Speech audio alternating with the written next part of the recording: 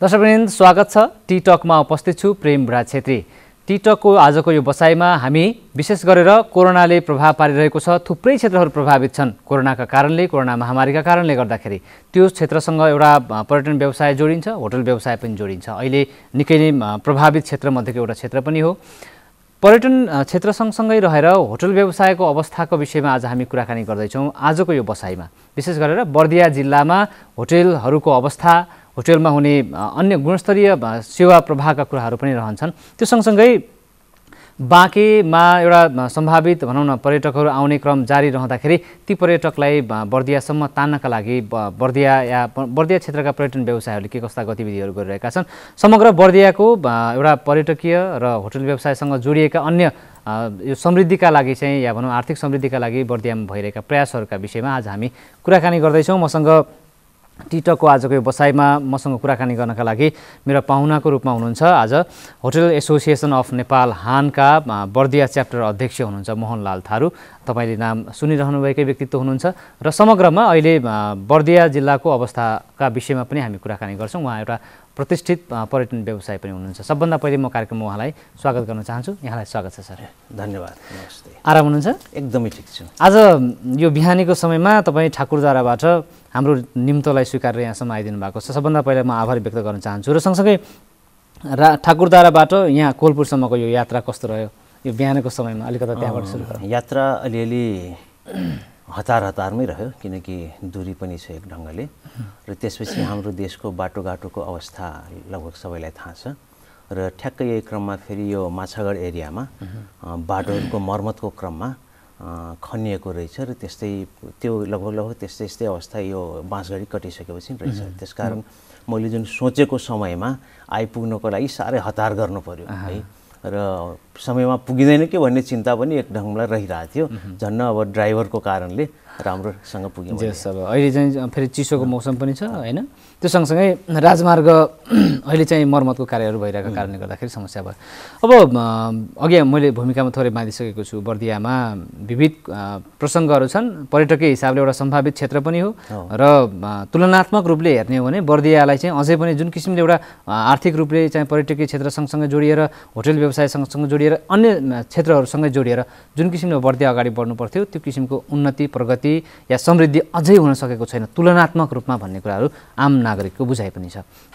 तपाईँ होटल व्यवसायसँग यो बर्दिया जिल्लासँग जोडिएर होटल एसोसिएसन अफ नेपालको बर्दिया च्याप्टर अध्यक्ष हुनुहुन्छ। सबभन्दा पहिले तपाईँको आबद्ध संस्थाले चाहिँ अहिले बर्दिया जिल्लामा के गरिरहेको छ, यहाँबाट सुरु गरौँ आजको कुराकानी। अब यो होटल सङ्घ नेपाल पहिला त किन खुल्यो भन्ने सन्दर्भमा अलिकति कुरो राख्न चाहेँ। त्यहाँ पर्यटन विकास मञ्च भन्ने एउटा संस्था पहिलेदेखि एक्टिभ छ, तर त्यो संस्था पनि होटल व्यवसायहरूको हो। त्यो संस्थाको मुख्य उद्देश्य भनेको आफ्नो व्यावसायिक हैसियतका कुरा त गर्ने र संरक्षणका विषयमा पनि अलिकति कुरा उठाउने।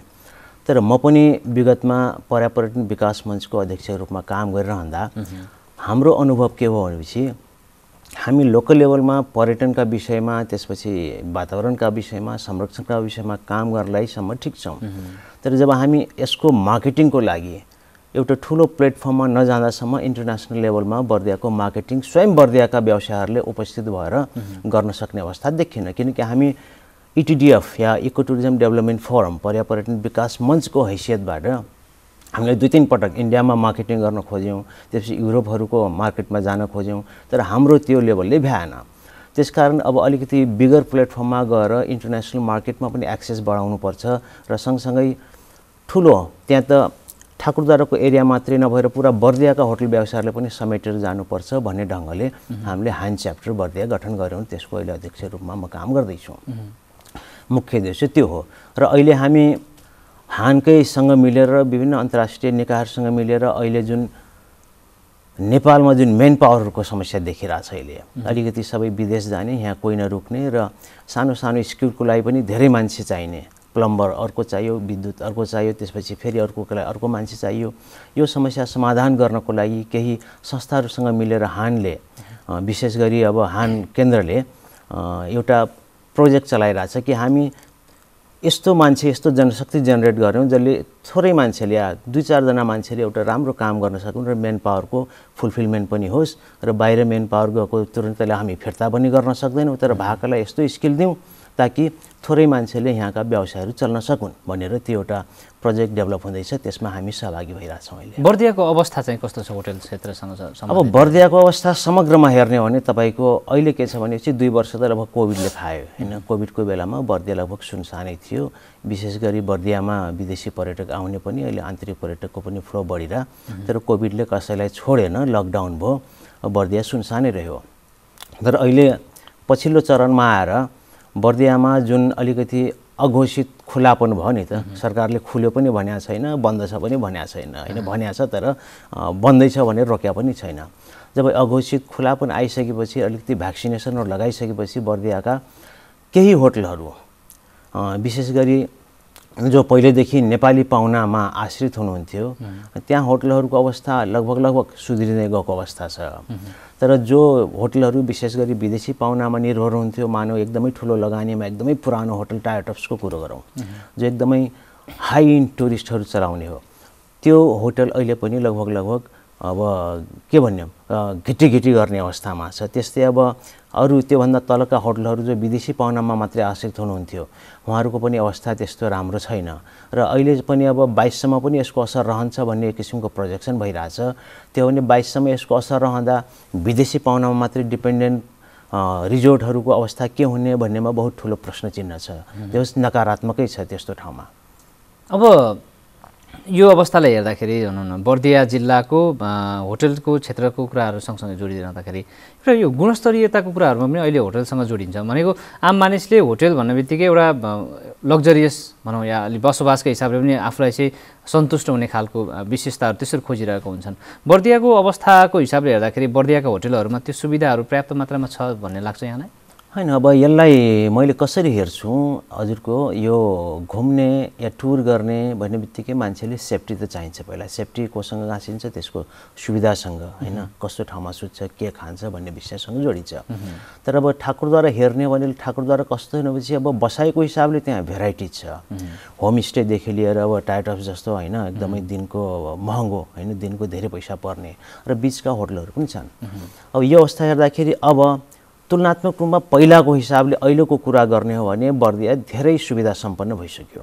किनकि पहिला हामीले त्यहाँका व्यवसायीहरूले होटल सुरु गर्नेको खण्डमा त्यहाँ बिजुली थिएन, त्यहाँ यातायात थिएन, त्यहाँ सञ्चार थिएन, त्यहाँ तातो पानी थिएन, त्यहाँ चिसो पानी थिएन। अहिले लगभग होटलहरूमा तपाईँको एसी रुमहरू छ, राम्रो कोठाहरू छ, त्यसपछि आएर तातो पानी चिसो पानीको व्यवस्था छ होइन, त्यसपछि एक्सेस छ, त्यहाँ एम्बुलेन्स छ। यो त रह्यो केही पर्दाखेरि या सोद्धाखेरिको आरामको अवस्था। रह्यो अब खाद्य गुणस्तरको विषयमा, खाद्य गुणस्तर अब हामीले एकदमै सोचेको जस्तो अवस्थामा छैन होला, तर पनि अब अहिलेसम्म मैले यो सुनेको छैन कि बर्दियाको होटलमा खाएर फल्ना मान्छे बिमार भयो, डायरिया लायो होइन, त्यसपछि हस्पिटल लानु पर्यो, त्यो अवस्था देखिएको छैन। त्यो सङ्केतले गर्दाखेरि अहिले पनि हामी के भन्न सक्छौँ भनेपछि बर्दिया एउटा पर्यटकीय क्षेत्र भएको हुनाले बर्दियामा भले एउटा मान्छेले होमस्टे चलाएर होला, तर एउटा पर्यटकीय त्यसको संवेदनशीलता उसमा छ होइन, त्यो व्यवसायमा छ। त्यसले गर्दाखेरि बर्दियाको पर्यटन व्यवसायले पर्यटकहरूको स्वास्थ्यसँग खेलवाड गर्ने गरी बासी खाना बेच्ने, त्यसपछि आएर असुरक्षित खाना बेच्ने, अनहाइजेनिक खाना बेच्ने त्यो अवस्था छैन। त्यसकारण म यो भन्न सक्छु कि तर बर्दियामा जस्तो खाली टुरिस्ट गए पनि उहाँहरूको लागि चोइस छ, होमस्टेदेखि लिएर टायरटपसम्म र बिचमा तपाईँको बबई खुल्या छ, भिटिआर छ, थारू होम छ, त्यसपछि लगायत अन्य तमाम होटलहरू हुनुहुन्छ। सबैले आफ्नो आफ्नो रेन्जमा आफ्नो आफ्नो क्लाइन्ट्सहरूलाई सेवा दिइराख्नु भएको छ। र हो हामी अझै माथि पुग्नुपर्छ होइन, हामीले यति ग्यारेन्टी गर्नुपर्छ कि हाम्रो खाना के भन्छन् ल्याबमा टेस्टेड हुनुपर्छ होइन, हुनुपर्ने हो। र त्यो अवस्थामा त पुगेका छैनौँ, त्यो सरकारको नीतिको पनि अभाव होला। तर बिचमा तपाईँको पर्यटन व्यवसाय अलिक कमजोर भएको बेलामा एउटा अध्ययन भएको थियो, एउटा अध्ययन के भएको थियो, तपाईँको यो गुणस्तर विभाग छ नि, गुणस्तर विभागले एकदमै र्याकी गरेर मतलब अल अफ सडन सबै होटलहरूको त्यहाँको व्यवस्थापन, किचनको व्यवस्थापन, सेनिटेसनको व्यवस्थापन चेक गर्दाखेरि कुनै पनि होटल त्यहाँको 2 स्टार भन्दा तल आएन होइन। जबकि हामीले सुनेको कुरो के हो, बाँकेमा पनि त्यो किसिमको निरीक्षण गर्दाखेरि बाँकेका कैयन होटलहरूमा 1 स्टार पाएको हामीले पायौँ। यो हेर्दा पनि हामी के भन्छौँ, तुलनात्मक रूपमा अप्टिमम त छैनौँ, तुलनात्मक रूपमा हाइजिन सेनिटेसनको पाटोमा बर्दियाका होमस्टे देखेर ठुला होटलहरूमा राम्रो व्यवस्था छ भन्न सक्छौँ। हानले यो होटल व्यवसाय जुन तपाईँले भन्नुभयो ठाकुरद्वारा एउटा पर्यटकीय हिसाबले नेपालकै एउटा गन्तव्यको हिसाबले विदेशी पर्यटकका रूपले पनि चिनिन्छ। यो ठाकुरद्वारा या जुन अलिकता लगानी धेरै भएका होटलहरूको मात्रै प्रतिनिधित्व गर्ने हो या साना होटलहरू जो भनौँ न सडकका आसपासमा जो नागरिकका यात्रुहरूका लागि पनि खानपिनको व्यवस्था गर्ने गरेर खुलेका होटललाई पनि हेर्दछ यसले? अब हानको विशेष गरी हानले एक लेभलको यसको एउटा क्राइटेरिया छ होइन, 8-10 बेड भएको होटलभन्दा माथिकोलाई मेम्बरसिप त बनाउँछ होइन, त्यो एउटा एज अ मेम्बर आवास सुविधा भएका होटलहरू मात्रै तपाईँहरूको यसभित्र आउने भयो। यो मेम्बरसिपको विषय भयो। तर अब समग्रमा त्यो मेम्बरसिप लिएरको होटलसम्म पाहुना आइपुग्नको लागि त फेरि बाटोबाट गुज्रिनु पर्यो होइन, बाटोबाट गुज्रिरहँदा कहिलेकाहीँ विभिन्न ठाउँमा चिया खानु पर्यो, नास्ता खानु पर्यो। तर त्यो भइरहँदा हाम्रा मेम्बरहरू मात्रै त्यो योग्य हुनुपर्छ भन्ने छैन, किनकि त्यो बाहेक यो सेवा व्यापारमा जो इङ्गेज हुनुहुन्छ, एउटा चिया पसलदेखि लिएर एउटा चाउचाउ पसलदेखि लिएर उहाँहरूलाई पनि कसरी एउटा टुरिज्ममय बनाउने, टुरिज्मको ज्ञान दिने, पर्यटनप्रतिको संवेदनशीलता सिकाउने भन्ने विषयमा पनि यो संस्था जिम्मेवार रहन्छ।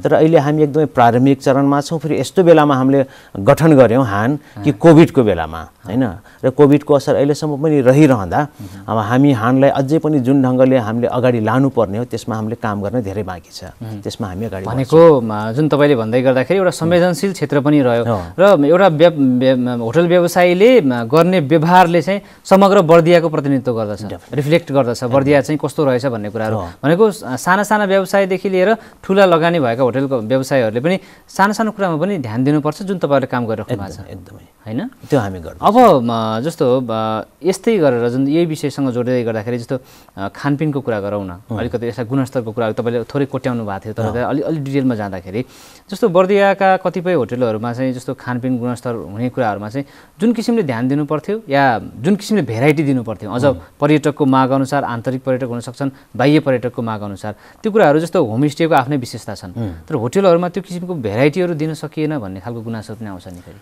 अब यसका 2-3टा पाटाहरू छन् तपाईँको। अब भेराइटी आफै भन्ने होइन, भेराइटी बनाउन सक्ने स्किल मेन पावर चाहियो है।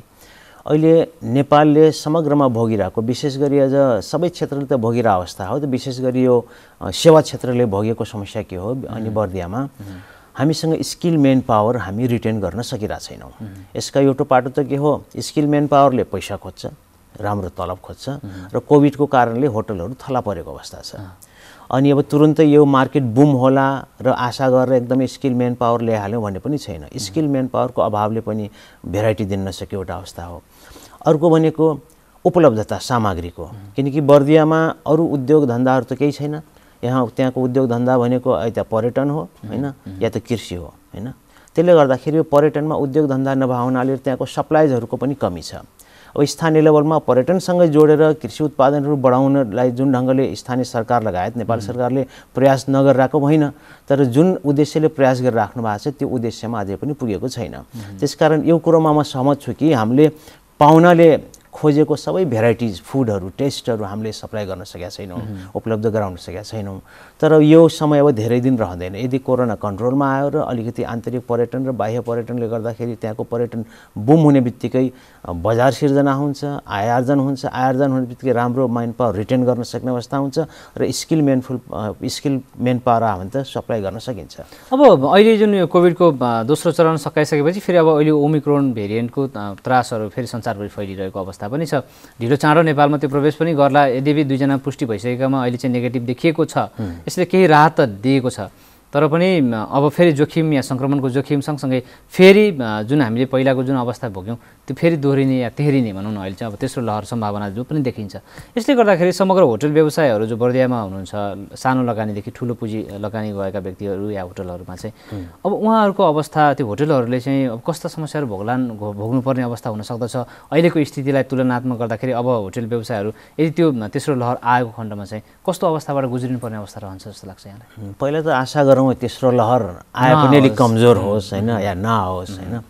तर अब यदि तेस्रो लहर अझै बढी आक्रामक भएर आयो र पहिला जस्तो लकडाउनको अवस्था सिर्जना गर्यो भने त यो त स्पष्ट छ कि हैन त्यहाँको पर्यटन व्यवसायहरूको लागि त्यो एउटा कालो हैन दिनको रूपमा त्यो रहनेछ। किनकि 2 वर्षको जुन लकडाउनले यसै पनि त्यहाँको पर्यटन थिलो परेको छ। अहिलेको अलिकति नेपाली पाहुनाको मुभमेन्टले गर्दाखेरि केही रिभाइभको चरणमा छ, त्यो पनि केही होटलहरू समग्रलाई त्यो फाइदा मिलेको छैन। अब यो स्पिल ओभर इफेक्ट भन्छ नि, अब नेपालीहरू पाहुनाहरूको चलिरहँदा त्यसपछि बढी भिडभाड हुँदाखेरि विदेशी पाहुना मात्रै चलाउने कहाँ पनि जाने अवस्था बन्ला, त्यो हामीले आश गरिरहेछौँ। यदि कथम कदाचित त्यो आइहाल्यो भने त त्यहाँका धेरैजसो पर्यटन व्यवसायहरूले बैंकलाई ताला चाबी बुझाएर हैन अर्को पेसा रोजे हुन्छ, त्यो अवस्था आउनेवाला छ। तर आशा गरौँ त्यो नआओस्, हामी चाँडै रिभाइभ हौँ। जे गर्न खोजेका छौँ पर्यटन व्यवसायलाई एउटा व्यवसायको रूपमा स्थापित गर्न खोजेका छौँ, विदेशी पाहुनाहरूलाई नेपाल या बर्दिया चिनाउन खोजेका छौँ, त्यसमा सफल हौँ भन्ने अपेक्षा गरौँ। भनेको त्यो स्थितिबाट गुज्रियो भने लगभग धेरैजना व्यवसायहरू चाहिँ होटल व्यवसायबाट प्लान हुनुपर्ने अवस्था। डेफिनेटली त्यो त निश्चित छ नि। 3-3 वर्ष बैंकलाई ऋण तिरेर 1 पैसा आम्दानी नै गरेर कसरी मान्छे बस्न सक्छ? बैंकले ब्याज लिन छोड्दैन, बैंकले सामा लिन छोड्दैन हैन। त्यसले गर्दाखेरि यो अवस्था आउने बित्तिकै त त्यहाँको लगभग म भन्छु 80% त्यहाँको पर्यटन व्यवसायहरूले बैंकलाई ताला चाबी बुझाउनुको विकल्प हुँदैन। भनेको अब यो तपाईले भन्दै गर्दाखेरि अहिलेको जुन अवस्थाबाट हामी या होटल व्यवसायहरू गुज्रिरहनु भएको छ त्यसको धरातलमा टेकेर भन्ने हो भने तेस्रो लहर आएको खण्डमा या त्यो सम्भावित जोखिम भयो भने चाहिँ त्यसबाट व्यापारीलाई या व्यवसायीलाई चाहिँ होटल व्यवसायलाई चाहिँ उत्थान गर्नका लागि सरकारले चाहिँ सम्बन्धित निकायले कस्ता कुराहरू अझ गरिदिनुपर्छ जस्तो यहाँलाई लाग्दछ? अब यो विषयमा अब अहिले पनि 2 वर्ष जसरी कोरोनालाई इफेक्ट गर्यो त्यो इफेक्टलाई कम गर्नलाई बैंकले अलिकति ब्याजमा केही कम गरेको अवस्था छ।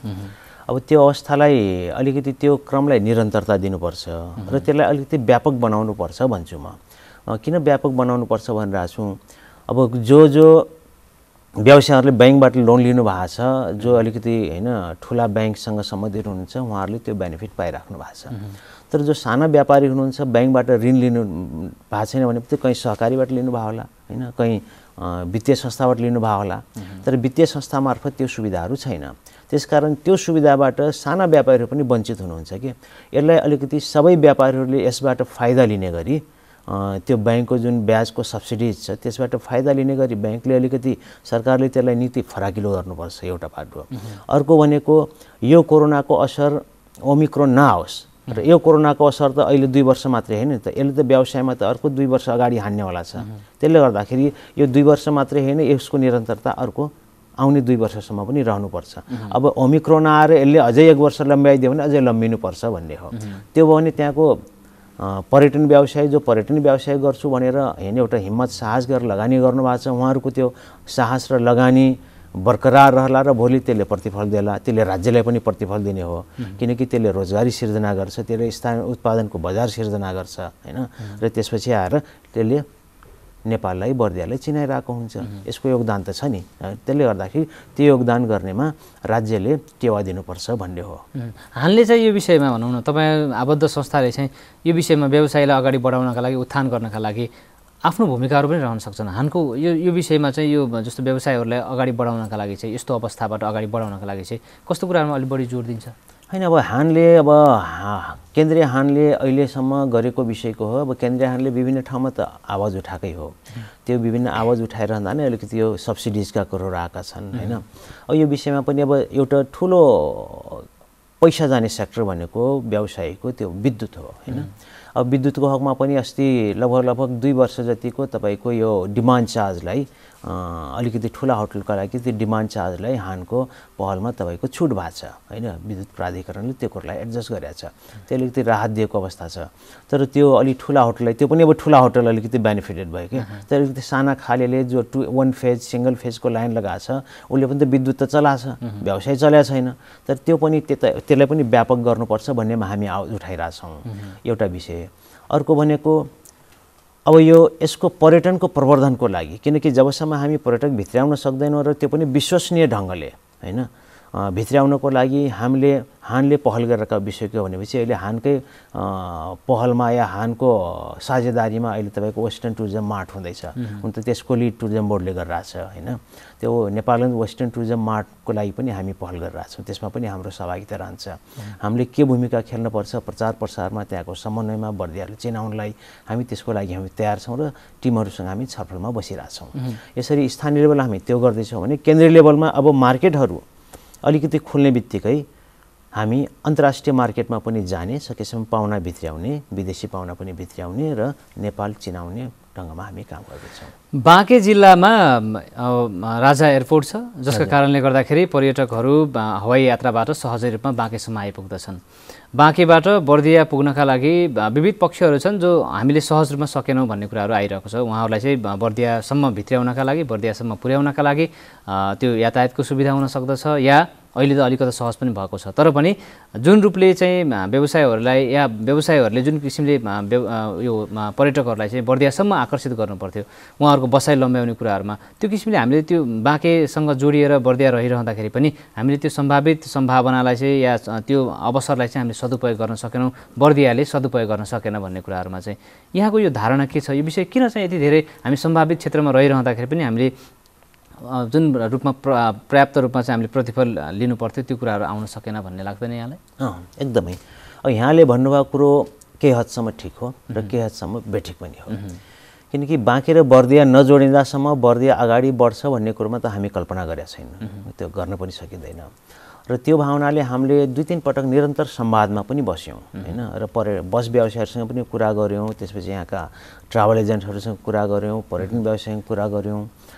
तर अब यो पर्यटन भन्ने विषय कस्तो लाग्छ मलाई, यो एउटा एक्टिभिटी चलाउने मात्रै विषय नै भएर यो एउटा कल्चरको विषय पनि हो, संस्कारको विषय हो, संस्कृतिको विषय हो।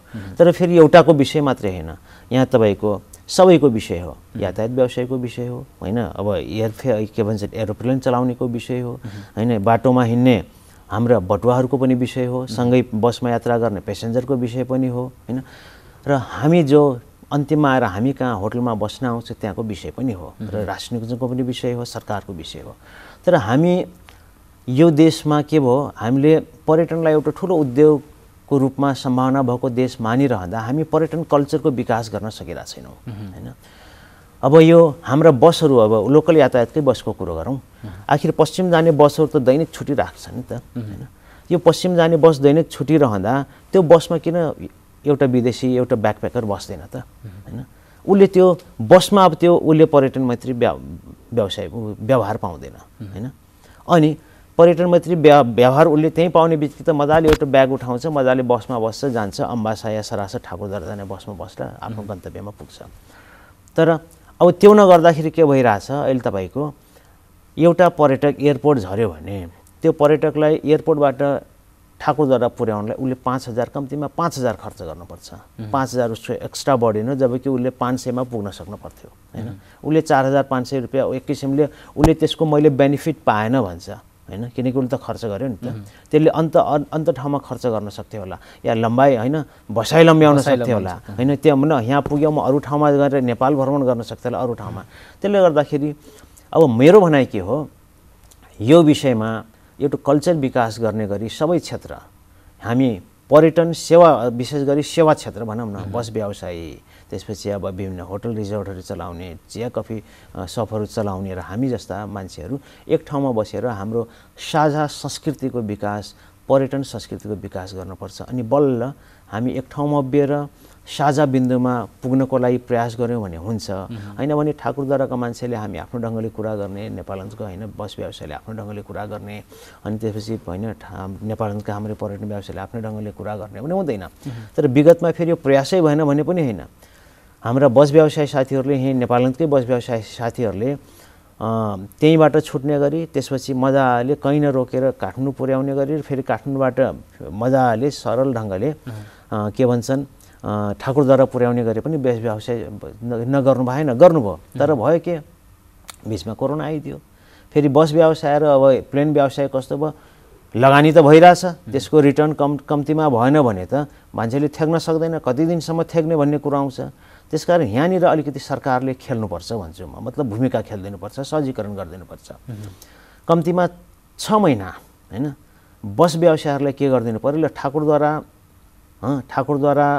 काठमाडौँ, ठाकुरद्वारा पोखरा बस चलाउनुहोस् हैन, न्यूनतम यति सिटको भाडा म दिन्छु हैन, पर्यटक आए पनि नआए पनि यति सिटको भाडा म दिन्छु, तपाईँहरूको कमसेकम लागत उठोस्। किनकि कुनै पनि कुरोको उपभोग गर्नको लागि त पहिला त उपभोक्ताले सूचना पाउनु पर्यो हैन, यो सुविधा यहाँबाट यहाँ छ भन्ने थाहा पाउने बित्तिकै त मान्छेले बस चढ्छ नि त, तर एकैचोटि त चढ्दैन। त्यही भएर त्यो प्रचार नहुँदासम्म सरकारले त्यहाँ पनि भूमिका खेल्नुपर्छ। मैले सुनेको अब यो अहिले जुन खुसीको विषय के छ, नेपालगञ्जबाट जुन पोखराको फ्लाइट सुरु भयो, त्यो फ्लाइट सुरु गर्नको लागि पनि सुरुमा अब हाम्रो प्लेन चलाउने अब व्यवसायहरूले आँट गर्नु भएको थिएन। त्यसमा यति सिट मैले किनिदिन्छु, यति सिट मेरो लागि भयो, यति पैसा म गर्छु भनेपछि सुरुवात त भयो नि त। अब सुरुवात भइरहँदा कमसेकम एउटा इन्करेजमेन्ट भयो, सुरुवात भयो, अहिले मजाले सस्टेन गरिरहेछ र त्यसले पनि अब बर्दियालाई फाइदा पुग्छ भन्ने पनि हामीलाई विश्वास छ। पर्यटकलाई विशेष गरी विदेशी पर्यटक देख्ने बित्तिकै अब चाहिँ सकेसम्म यिनीहरूको पैसा धेरै हुन्छ हैन, सकेसम्म यिनीहरूबाट चाहिँ पैसा धेरै लिनुपर्छ भन्ने खालको आम मानसिकता देखिन्छ क्या नेपालमा। भन्नु खोजेको जुन तपाईँले अघि थोरै कोट्याउँदै हुनुहुन्थ्यो कि जस्तो यहीँबाट बर्दिया पुग्न पनि 5,000 पर्यटकले तिर्नुपर्ने अवस्था भन्दाखेरि झट्ट हेर्दाखेरि त यो यसै कारणले गर्दाखेरि पनि त हामीले पछाडि पऱ्यौँ नि त। यो कुरा जुन सामान्य रूपले तपाईँले भने जस्तै 500मा पुग्नुपर्ने ठाउँमा 5,000 रुपियाँ एक्स्ट्रा तिर्दाखेरि यस किसिमका यो विकृतिपूर्ण अवस्था हो। यसलाई चाहिँ यो हटाउन सकिने गरेर कामहरू हुन सक्दैनन्? यो जुन विकृति छ, किनभने यसलाई विकृति नै भनौँ, किनभने यो जुन नियमभन्दा या भनौँ जति कुरा लिनु पर्थ्यो त्योभन्दा एक्स्ट्रा लिनु भनेको चाहिँ जस्तो पर्यटकले त्यो बर्दियासँग मात्रै जोडिएन, समग्र नेपालको अवस्थालाई त्यसले इङ्गित पनि गर्दछ। यो कुराहरूलाई कसरी हटाउन सकिन्छ? अब यसलाई त पहिला म अलिकति सच्याउन चाहेँ। यो कुरो त मैले विकृतिको रूपमा लिँदैन। किन लिँदैन भनेपछि अब यो बाध्यात्मक अवस्था हो। भनेको यसलाई विकृति भन्न मिलेन। हाम्रो राज्यले हामीले मिलेर एउटा प्रक्रिया विधि हैन या व्यवस्थापन नगर्दाको यो परिणति हो हैन। अब 5,000 त तपाईँको नेपालबाट हैन ठाकुरद्वाराले नेपाली पाउनेले पनि तिरिरहेछ हैन, तिरिराख्नु भएको छ। उहाँले अहिले पनि तपाईँ प्रत्येक गाडी लिनुहोस्, कुनै पनि गाडी रिजर्भ गर्नुहोस्, दिनको 5,000 त जसले पनि लिन्छ हैन। यो एक किसिमको चलन चल्तीको रेटै पनि हो हैन, यसलाई बढी पैसा लियो भनेको मानिँदैन। तर एउटा मानसिकता के हो भनेपछि सुरुमा जो मान्छे पर्यटकसँग विदेशीसँग अभ्यस्त भएको हुँदैन त्यो अवस्था ठाकुरद्वारमा पनि थियो। पहिला नेपाली पाहुना नघुम्ने अवस्थामा तपाईँको ठाकुरद्वाराको देशको पर्यटन व्यवसायले विदेशीसँग मात्रै चलाइरहँदा अब विदेशीसँग बढी पैसा हुन्छ भन्ने लाग्थ्यो हैन, बुझाइ अहिले पनि छ, हैन। तर अब धेरै जसो ठाकुरद्वाराको पर्यटन व्यवसायमा के भइसक्यो भने हैन विदेशीको पनि खासै पैसा हुँदैन है हैन। अब त विदेशीसँग हुने पैसा, फेरि पैसाको भ्यालु विदेशी र लिइसकेपछि त भ्यालु त एउटै हो, चाहे नेपालीले तिरोस् चाहे विदेशीले तिरोस् हैन। त्यही भएर विदेशी र सँग पैसा धेरै हुँदैन र विदेशीबाट धेरै लिनु हुँदैन भन्ने मानसिकता लगभग ठाकुरद्वारामा लगभग छाएको छ हैन। अब रह्यो कुरो अब जो भर्खर अब पर्यटनमा लागिराख्नु भएको छ सुरुवाती चरणमा सायद अरूको पनि त्यो मानसिकता होला, तर त्यो बदल्नुपर्छ। किनकि विदेशीसँग धेरै पैसा हुँदैन। एक त विदेशी 7 समुद्रबाट यहाँसम्म घुम्न आइपुग्या हुन्छ र उसँग छ्यालब्याल गर्ने खर्च गर्ने पैसा पनि हुँदैन, किन फर्केर जानुपर्छ। न उसको यहाँ मामाओली न ससुराली कोही पनि हुँदैन हैन। उसको भनेको एम्बेसी हो, एम्बेसीले कुनै ढङ्गले रेस्क्यु गरिरहेको हुन्छ हैन। तर के हो, तर त्यो रेस्क्युमा अरूले रेस्क्यु गर्न परोस् भने त म पनि चाहँदैन, ऊ पनि चाहँदैन। त्यही भएर उसले एउटा मितव्ययी ढङ्गले संसार घुमाउँ, बुझौँ, ज्ञान गुणका कुरा हासिल गरौँ हैन भन्ने ढङ्गले नै फेरि गएर त्यो ठाउँलाई आफ्नो देशमा गएर आफ्नो साथीसँगैको सर्कलमा चिनाउँ भन्ने उनीहरूको उद्देश्य हुन्छ। त्यसकारण विदेशसँग बढी पैसा हुन्छ भन्ने एउटा जुन मानसिकता छ त्यो बदल्नुपर्छ। म यो सो मार्फत सबैलाई त्यो अनुरोध गर्दैछु। अब रहेको कुरो अब नेपाली पाहुना हैन, नेपाली पाहुनालाई पहिला एउटा यस्तो समय थियो कि नेपाली पाहुनाको एउटा घुम्ने संस्कृति पनि थिएन हैन, र घुम्दाखेरि एउटा बाहिर गइसकेपछि एउटा गर्ने व्यवहारको पनि हामी अभाव थियो र के भन्छन् अनि होटल व्यवसायमा पनि अब नेपाली पाहुनालाई कसरी डिल गर्ने हैन, कोही पिरो भन्छ, कोही चर्को भन्छ, कोही यो भन्छ, कोही त्यो भन्छ, त्यसको पनि अभाव थियो। त्यो बेलामा एउटा समय थियो कि नेपाली पाहुनालाई पर्यटकको रूपमा नमान्ने, तर त्यो समय अब ठाकुरद्वारामा सकिएको छ र मलाई लाग्छ आम नेपालमा पनि यो सकिने चरणमा छ। अब आन्तरिक पर्यटकलाई घुम्ने वातावरण बनाउनलाई सरकार जिम्मेवार हुनुपर्छ भन्छु म। सरकार जिम्मेवार भई प्रस्तुत हुनुपर्छ। जस्तै अब कैयन कर्पोरेट सेक्टरले विधामा जानै पर्ने हैन, आफ्नो परिवारसहित घुम्नै पर्ने भनेर ब्याङ्किङ सेक्टरले सुरु गरिसकेको छ। अब नेपाल सरकारले पनि कार्यविधि बनाउँदैछ भन्ने कुरो आइरहेछ। अब लिभमा पठाउने, फोर्स लिभमा पर्यटक गएर घुम्न जानै पर्ने। यसरी त्यसपछि आएर अब प्रदेश सरकारले त्यो कुरो गरिदियो, स्थानीय सरकारले त्यो कुरो गरिदियो र के भने चाहिँ त्यो एभिडेन्स बेस हुनु पऱ्यो फेरि, होइन? नत्र घुम्न जान्छु भनेर यताबाट पैसा पनि लिने, घरमा बसेर बिल बनाएर पेस गर्ने हो त त्यसले पर्यटन व्यवसायले कहीँ पनि फाइदा पुर्याउँदैन, होइन? सरकारको खर्च हुन्छ। तर अहिले त जमाना सजिलो छ नि, कहाँ गएको हो फोटो खिच्नु पऱ्यो, होइन? प्रत्येक मोबाइलमा क्यामेरा छ, फोटो देखाउनु पऱ्यो, फल्ना साहुसँग एउटा फोटो चाहियो, होइन? त्यो ठाउँको निकुञ्ज घुम्न गएको छ निकुञ्जको फोटो चाहियो, होइन? त्यो देखिनु पऱ्यो, त्यो पनि डेट सहितको, होइन? त्यो ढङ्गले गर्ने हो। र अब आन्तरिक पर्यटकलाई नै हामीले अलिकति क्रस भिजिट गराउन सक्यौँ। 5 नम्बर या लुम्बिनी प्रदेशले सुदूरपश्चिम घुम्न पठाओस्, सुदूरपश्चिमले यता पठाओस्, होइन? काठमाडौँले उता पठाओस्। अब देशको पैसा देशमा नै हामीले बढी मोबिलाइज गऱ्यौँ भने आखिर अर्थतन्त्र भनेकै त्यही हो नि, जति पैसा खेल्यो त्यति, होइन? अर्थतन्त्र जस्तो तपाईँले यो भन्दै गर्दाखेरि जस्तो आन्तरिक पर्यटकहरू घुम्न त जाने, अहिले पछिल्लो समय संस्कार त विकास भएको छ, आफ्नो देश पनि हेर्नुपर्छ भन्ने कुराहरूको विकास भएको छ। तर पनि केही चुनौतीहरू छन्, जस्तो तपाईँले अघि भने जस्तै गरेर खानपिनकै कुराहरू या जुन किसिमले रेस्पोन्स गर्ने कुराहरू, जुन किसिमले जस्तो आन्तरिक पर्यटकलाई जुन किसिमले महत्त्व दिने कुरा हुन्छ त्यो अझै कम छ भन्न खोजेको। जस्तो एउटा नेपाली एक ठाउँबाट अर्को ठाउँमा गयो भने चाहिँ उसले आफै घुम्नुपर्छ। जस्तो विदेशीका लागि चाहिँ विभिन्न व्यवस्थाहरू गरिएका हुन्छन्। भन्न खोजेको कतिपय कुराहरू ज्ञानै नलिकन एउटा सेल्फी खिचेर मात्र आउनुपर्ने अवस्था पनि देखिन्छ। त्यो कुराहरूलाई चाहिँ कसरी जोड्ने फेरि? यसमा दुईवटा पाटो छ। अब यो छुट्टै व्यवस्था त पर्यटन व्यवसाय त नाफा कमाउने व्यवसाय हो नि, होइन? छुट्टै व्यवस्था उसको किन हुन्छ? उसले पैसा तिरा हुन्छ, छुट्टै व्यवस्थाको लागि उसले पैसा तिरा हुन्छ, होइन? अनि उसको लागि छुट्टै व्यवस्था हुन्छ। अब उसले हामी जान्छौँ एउटा गाडीमा घुम्छौँ तर हामी मात्रै हुन्छौँ भन्छ उसो, होइन? त उसको लागि उसले त्यही ढङ्गले पैसा तिरा हुन्छ। तर हामी कहिलेकाहीँ हाम्रो एउटा मैले बुझाइ फेरि अन्यथा अर्थ नलाओस्, होइन? नेपाली पर्यटकलाई यसले अलिकति अपमान गर्यो या होइन गर्यो भन्ने होइन, तर हाम्रो बुझाइको कुरो के हो, अलिकति हाम्रो बानी, होइन? कुनै ठाउँमा जानुभन्दा पहिला अलिकति अध्ययन गरेर त्यो ठाउँको आकर्षण के हो, त्यो आकर्षणलाई उपभोग गर्ने विधि के हो, त्यसको कस्टिङ के हो, होइन? त्यसपछि त्यहाँ जाँदाखेरि मैले पालना गर्नुपर्ने विषयहरू के हुन्, होइन? त्यहाँका धार्मिक सांस्कृतिक मूल्य मान्यताहरू हुन्छन्, होइन? सामाजिक मूल्य मान्यता हुन्छन्, त्यो कुराको हामीमा अलिकति अभाव देखिन्छ। त्यो नगर्नुको कारण के हो भनेपछि हामी जाने बित्तिकै अल अफ सडन सबै कुरो खोज्छौँ, होइन? प्लानिङमा हिँड्दैनौँ नि त। जाने बित्तिकै हामी अब के गर्ने, होइन? अब निकुञ्ज घुम्न गएको छ, निकुञ्जको विषयमा हामी जानकारी, निकुञ्ज के हो, निकुञ्जलाई जूको रूपमा हामी बुझेर आउँछौँ कसैले, होइन? कि जूमा जाने बित्तिकै त खोरमा हालेको बाघ देखियो, बाँदर देखियो, जे देखियो, होइन? तर निकुञ्ज त ओपन जू हो नि, जङ्गल हो, होइन? त्यो कुरो पनि कहिलेकाहीँ हामी ज्ञानको अभाव जस्तो हामी पाउँछौँ। र कैयन पर्यटकहरू जानुहुन्छ र उहाँले निकुञ्ज छिर्ने बित्तिकै कता छ बाघ भनेर, होइन? एकैचोटि बाघै खोज्न थाल्नुहुन्छ, होइन? त्यसले गर्दाखेरि यो के हो, अध्ययन, होइन? कुनै ठाउँमा जानुभन्दा पहिला त्यसको विशेषता के हो त्यसको बारेमा अध्ययन गर्ने जुन एउटा कल्चरको अभाव छ त्यो ममा पनि छ। म पनि एउटा पर्यटक कहीँ जान थाल्यो भने, एउटा होटल व्यवसाय हुँ अहिले, त जान थाल्यो भने म पनि त्यहाँको बारेमा धेरै डिटेल लिँदैन र मेरोमा पनि त कहीँ सुसुप्त अवस्थामा त्यो चिज बसिरहेछ, होइन? त्यो कल्चरको कारण के हो भनेपछि हामीलाई कस्तो लाग्छ, अब अल अफ सडन त केही पनि उपलब्ध हुँदैन नि, होइन? त्यस कारण अलिकति, होइन, म्यानेज गर्नलाई पनि टाइम दिनुहोस्, होइन? अनुरोध गर्दाखेरि हामीलाई महत्त्व दिएन जस्तो कहिलेकाहीँ फिल हुनसक्छ कसैले, तर सबैलाई हुँदैन, होइन?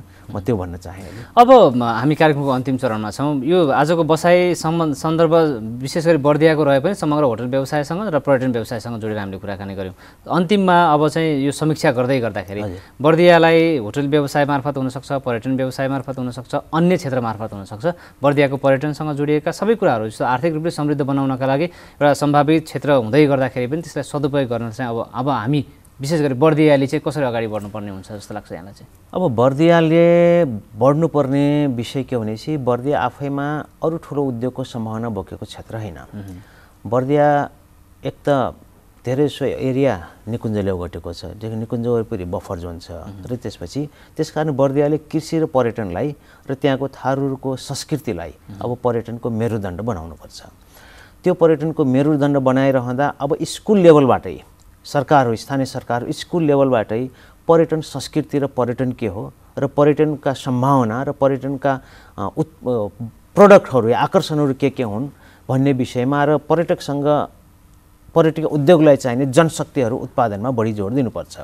त्यो भयो भने हामी के गर्छौँ, एकातिर क्लाइमेट चेन्जले जुन विश्वलाई एकदमै आक्रान्त बनाइरहेको जुन इस्यु आइरहेछ त्यो क्लाइमेट चेन्जमा पनि हामी ठुलो कन्ट्रिब्युट गर्छौँ किनकि यो उद्योग भनेको कुनै चिज नबिगाएर एउटै चिज सयचोटि देखाएर एउटै चिजमा धेरै समयसम्म राखेर बेच्ने उद्योग हो। यो ध्वस्त पारेर त्यसलाई सिद्ध्याएर गर्ने उद्योग नभएर यसलाई बचाएर गर्ने उद्योग भयो हुनाले त्यो बचाइरहँदा त्यहाँ पनि पुग्छौँ हामी। एउटा ग्लोबल वार्मिङको थ्रेटलाई पनि हामी हैन कम गर्न सक्छौँ।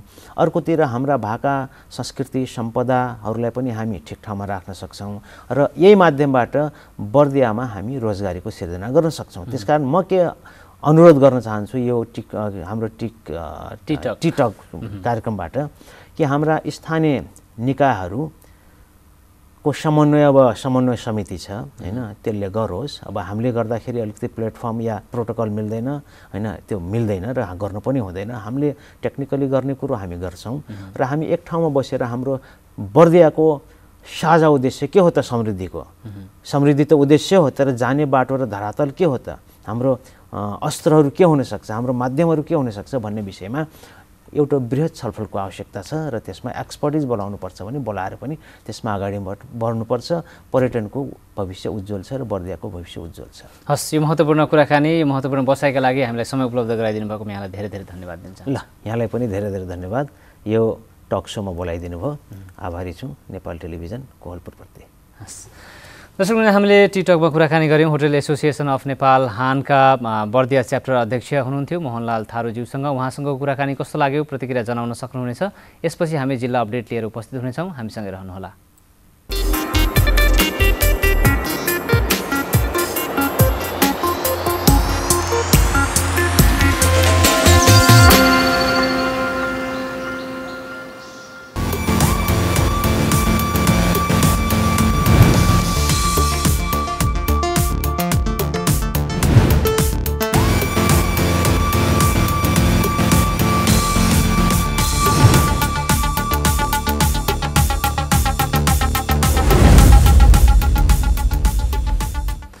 दर्शकवृन्द, जिल्ला अपडेटमा स्वागत छ। जिल्ला अपडेटमा आज हामी विशेष गरी मुगु जिल्लालाई जोड्ने प्रयास गरिरहेका छौँ। पछिल्लो समय चिसो बढिरहेको छ। हिमाली जिल्लाहरूमा हिमपातका कारणले गर्दाखेरि जनजीवन प्रभावित भएको छ। मुगुमा पनि अहिले त्यहाँको जनजीवन निकै नै प्रभावित भइरहेको समाचारहरू आइरहेका छन्। सँगसँगै यो गमगढीमा गत कार्तिक 29 गते भएको आगलागीका पीडितहरूको अवस्थाका विषयमा पनि यो चिसोको मौसममा चिसोको समयमा उहाँहरूको बसाइ अवस्थाका विषयमा जानकारी लिने प्रयास गरिरहेका छौँ। आजको यो जिल्ला अपडेटमा हामी मुगु जिल्लाको अपडेट लिँदैछौँ। हामीसँग टेलिफोन सम्पर्कमा जिल्ला सहकर्मी कविराज कार्की टेलिफोन सम्पर्कमा जोडिनु भएको मैले सङ्केत प्राप्त गरेको छु। कविराजी नमस्कार, स्वागत छ। नमस्कार। अब अहिले हजुर विशेष जाडो छ। आज जाडो मतलब बादल त आएको छैन। हजुर अब यो हिजो 80को भन्दा आज एकदम बाटो जताततै पानी बरफ जमेको छ।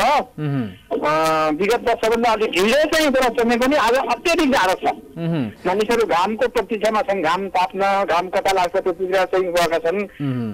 अहिले जस्तो अब चिसोको कुराकानी गर्दाखेरि हामी यहाँ कोहलपुरमै पनि बिहानको समयमा अत्याधिक चिसो महसुस गरिरहेका छौँ भने बेलुकाको समय पनि चिसो छ। यद्यपि अझ त्यसमा पनि हिमाली जिल्ला मुगुमा तपाईँले भने जस्तै गरेर अहिले चिसो अत्याधिक बढेको छ, जनजीवन प्रभावित भएको छ। आम नागरिकहरूको यो विषयमा जस्तो हुन्छ नि उनीहरूको दैनिकीलाई कसरी प्रभावित गरिरहेको छ चिसोले? अब यस्तो छ, अब विशेष गरी घाम लाग्ने ठाउँमा त घाम तापेर मानिसहरू चाहिँ अलिकति आफ्नो उसको चाहिँ अलिक राखेका हुन्छन्। घाम नहुने ठाउँमा प्रायः जस्तो गाउँघरतिर दिनभरि आगो बालेर बस्छन् चुलोमा। अनि साँझ बिहान घाम लाग्ने ठाउँमा पनि विभिन्न यो बजारमा पनि ठाउँ ठाउँमा चोकहरूमा त्यो कार्टुनहरू दाउराहरू कलेक्सन गरेर आगो तापेर बसेको अवस्था छ। यस्तै अब घाम लाग्ने ठाउँमा अब घामको न्यानोले अलिकति काम गर्न सक्छन्। घाम नहुने ठाउँमा त काम पनि गर्न सकिँदैन। आम नागरिकलाई दैनिकी चलाउन निकै नै कष्टकर भइरहेको छ जीवन। अहिले चाहिँ जस्तो भनौँ न दैनिकी चलाउनका लागि चाहिँ चिसोले निकै प्रभावित बनाइरहेको छ। तपाईँले पनि भनिहाल्नुभयो मुगुमा गत कार्तिक 29 गते गमगढी बजारमा आगलागी भएको थियो। यद्यपि कर्णाली प्रदेश सरकारले पनि राहतको व्यवस्था गरेको छ। राहत प्याकेज दिने भनेर चाहिँ कम्तीमा 20,000 देखि 4 लाखसम्मको रुपियाँ प्रदान गर्ने भन्ने कुराहरू आइरहेका छन्। अहिले यतिखेरको अवस्थालाई हेर्ने हो भने त्यहाँका आगलागी पीडितको अवस्था चाहिँ कस्तो छ?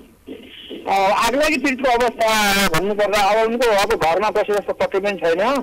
केही परिवारहरू त छिमेकीको आफन्तहरूको घरमा अब डेरा भनौँ कोठा लिएर बसेका छन् भने हाम्रो चाहिँ यो 9 को पुरै रेटमा चाहिँ करिब 8वटा घर चाहिँ हाम्रो लामा समुदायको घरहरू जलेको थियो।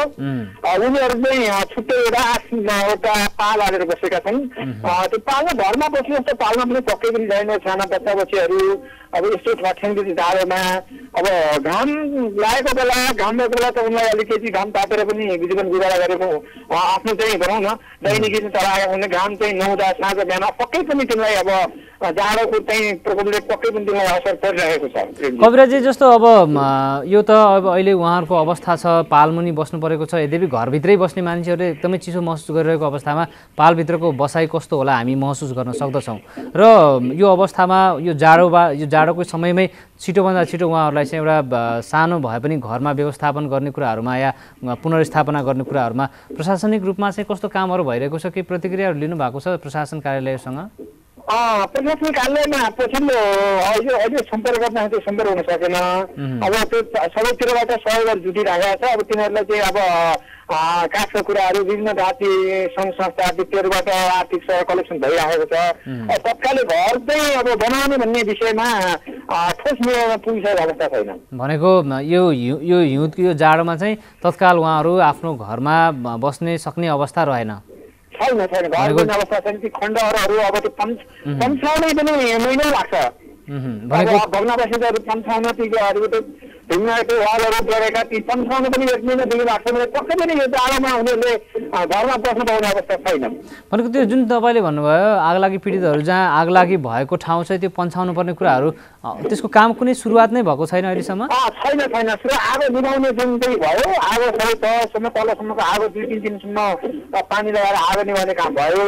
अब घर बनाउनको लागि सुन्यो अब किन बाहिरी तल चाहिँ भएको भएछ नि तत्कालै त्यो ठाउँमा घर बनाउन सम्भव पनि छैन। फेरि अब त्यत्रो 18-20वटा घर पुरा दुईतिरको अब सडकको दायाँ बायाँका घर त्यत्रा घरहरू पन्छाएर घर बनाउन सुरु गरे पनि अब दुर्गम जिल्ला हो, मेटेरियल विभिन्न किसिमका घर निर्माण सामग्रीहरू पाउन प्राप्त गर्न पनि सहज छैन।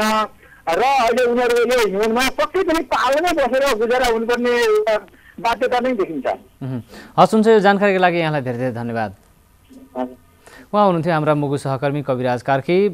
विशेष गरेर पछिल्लो समयमा मौसम सम्बन्धीको जानकारी गराउँदै हुनुहुन्थ्यो। अत्याधिक चिसो बढेको छ मुगुमा र चिसोका कारणले जनजीवन निकै नै प्रभावित भएको छ। यही क्रममा चाहिँ आगलागी पीडितहरूको अवस्थाका विषयमा हामीले बुझ्यौँ, उहाँहरूको अवस्थाका विषयमा के कस्तो अवस्था छ भनेर अपडेट लिने प्रयास गऱ्यौँ। यद्यपि आगलागी पीडितहरूले यो जाडोको अवस्था त्यसरी नै पालमुनि नै बिताउनु पर्ने अवस्था अहिलेसम्म देखिन्छ।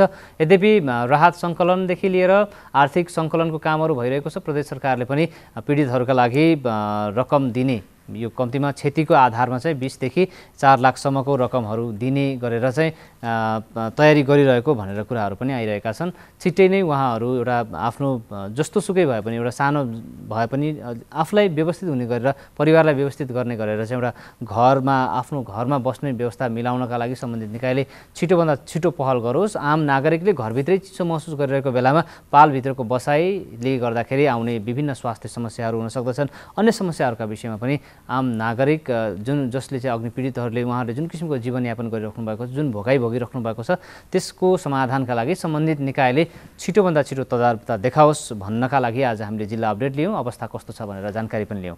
जिल्ला अपडेट सँगसँगै अब भने हामी कार्यक्रम मर्निङ मिक्सको यो अन्तिम चरणमा छौँ। बिहान 6 बजेदेखि अहिलेसम्म हामीलाई हेरेर साथ दिनुभएको छ, यहाँलाई धेरै धेरै धन्यवाद। भोलि फेरि नयाँ विषयवस्तु सन्दर्भ सामग्रीका साथमा कार्यक्रममा उपस्थित हुनेछौँ। त्यतिन्जेलसम्मका लागि बिदा दिनुहोस्।